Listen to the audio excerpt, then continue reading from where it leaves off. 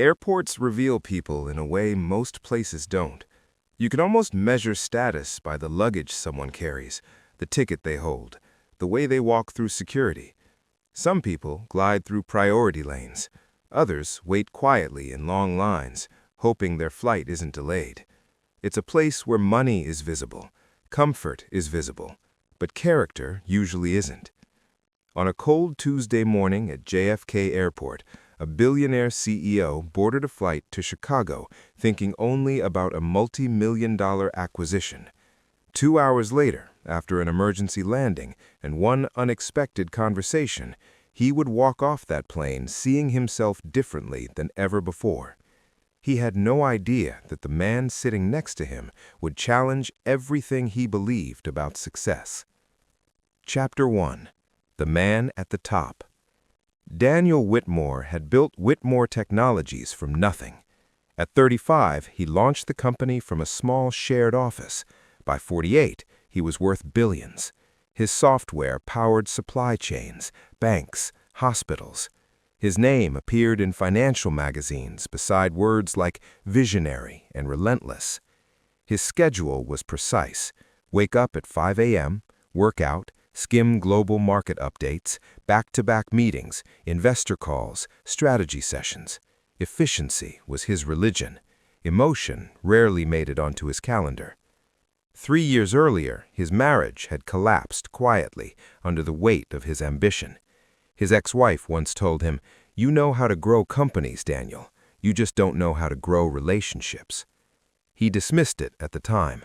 Now, in the silence of his penthouse at night, those words echoed more than he liked to admit. That morning, he was flying commercial because his private jet was under maintenance.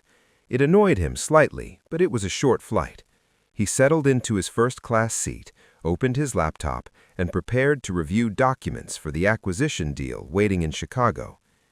Then, the seat next to him filled in a way he did not expect. There had been confusion at the gate, an overbooking issue, a last-minute reassignment. Daniel only half listened until he noticed people staring down the aisle. A man in worn jeans and a faded jacket walked slowly toward first class. He carried a small backpack that looked like it held everything he owned. His beard was uneven. His shoes were cracked at the edges. He looked out of place among tailored suits and polished briefcases. The flight attendant stopped at Daniel's row. "Sir, thank you for your flexibility." The man glanced at his ticket. 2A. Daniel's jaw tightened for a second. He valued privacy. He valued predictability. But complaining would draw attention, so he simply shifted his briefcase slightly and allowed the man to sit. For the first few minutes, they avoided eye contact. The plane took off smoothly. Daniel focused on his screen, but he couldn't ignore one detail. The man beside him wasn't acting uncomfortable. He wasn't overwhelmed or apologetic. He sat upright, calm, composed. Eventually, Daniel closed his laptop. "Heading to Chicago for work?"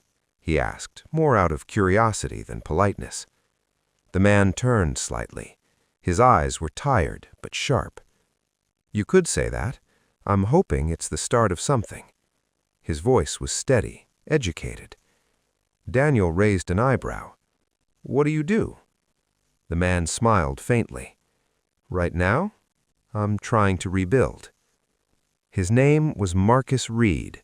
3 years ago, he had been chief operating officer of a logistics company expanding rapidly across the Midwest.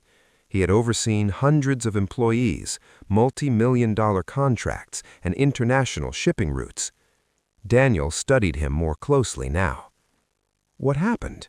Daniel asked quietly. Marcus didn't dramatize it. He spoke plainly. The company took aggressive loans to scale operations. Then the global supply chain crisis hit. Contracts vanished. Investors withdrew. As COO, Marcus had personally guaranteed a large portion of the debt. When the company collapsed, creditors came after him. Around the same time, his wife was diagnosed with an aggressive illness. Insurance refused to cover certain treatments. He liquidated assets, drained savings, and sold their home. It still wasn't enough.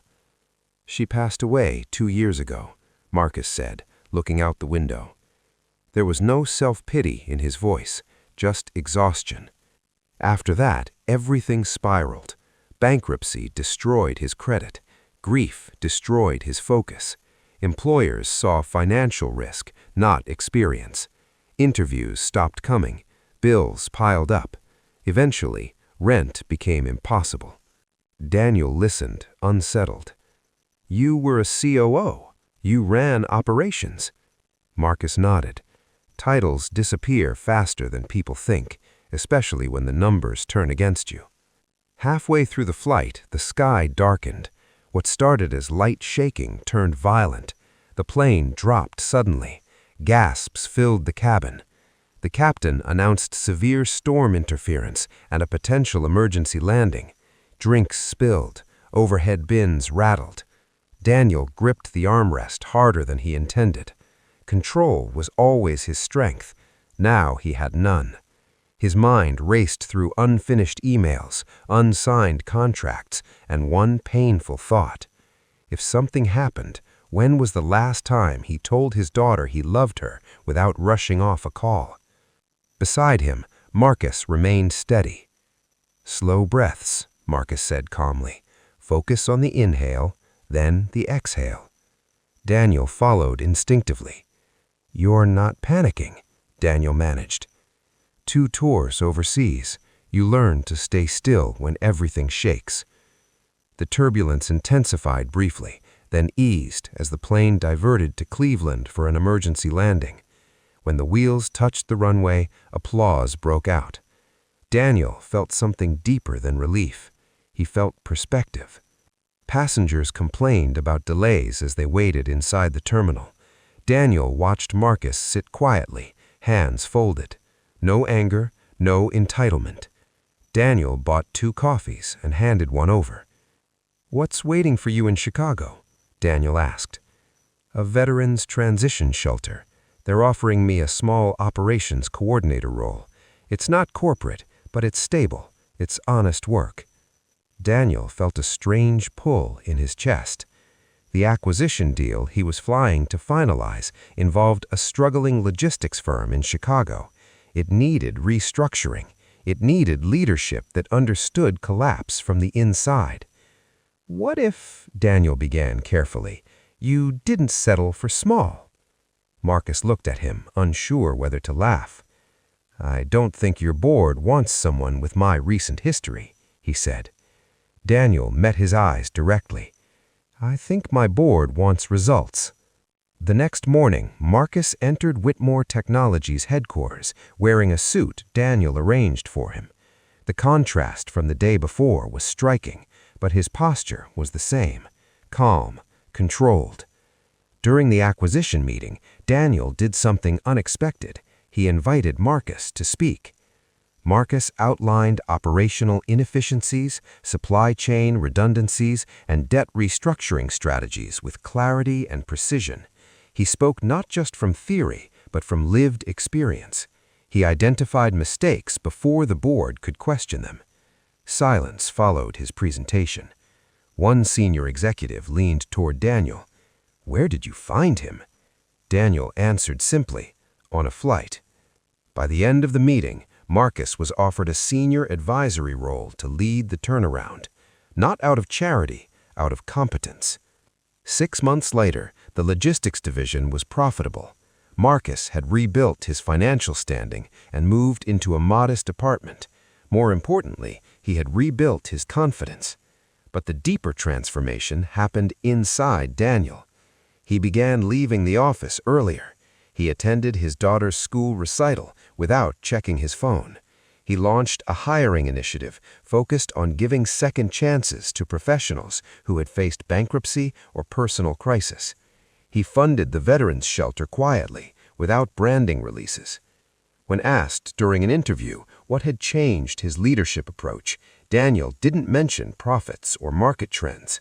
He said, "I used to measure value by net worth. Now I measure it by resilience."